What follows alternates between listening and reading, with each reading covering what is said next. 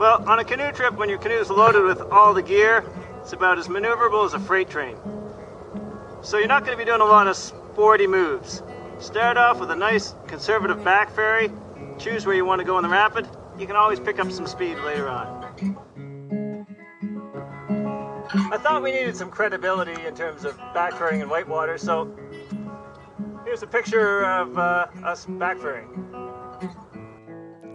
Backferries are great if you want to move across the river without moving downstream.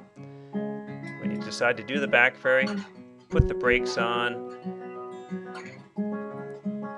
turn your canoe, and back up. As you back across, the downstream person, the person in the bow, is going to control the angle of the canoe. Nice. Okay, now let's look at the strokes required to do a backferry. The bow paddler has major correction strokes and minor correction strokes. The major correction strokes control the angle of the canoe, but don't really move it backwards. They are the back draw and the cross draw.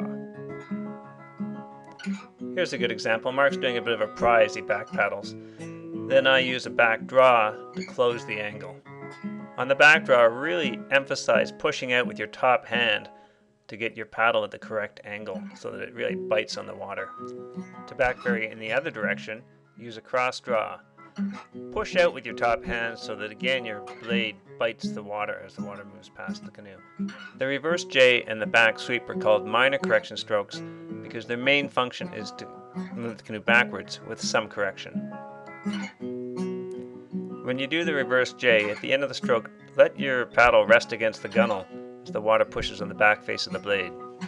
Nothing fancy about the back sweep. Just take a back paddle stroke with your paddle blade well out from the side of the canoe.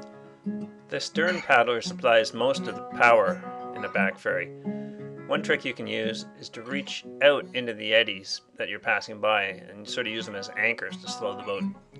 Adjusting the trim of the canoe so that the downstream end, in this case the bow, is lower in the water really helps the back ferry.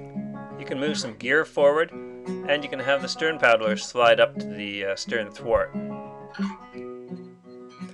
Mark agrees it makes a difference, but admits that usually he doesn't do it. Back ferries are a great way to cautiously go around a corner. You can back ferry to the inside of the corner where the water's slower, but do note that you're going to need more angle than you'd think. You got to look at the current lines, not the shoreline. When you're doing a tandem back ferry, communication is key. That's why Mark and I don't paddle together much.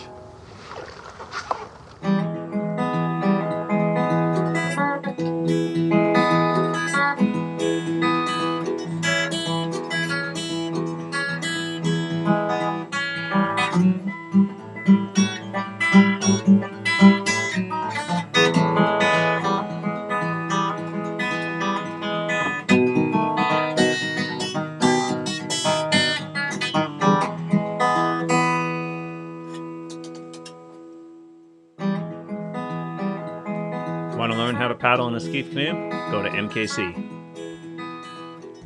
It was a big decision to buy a Coquetet Gore-Tex dry suit, but it's been worth every penny.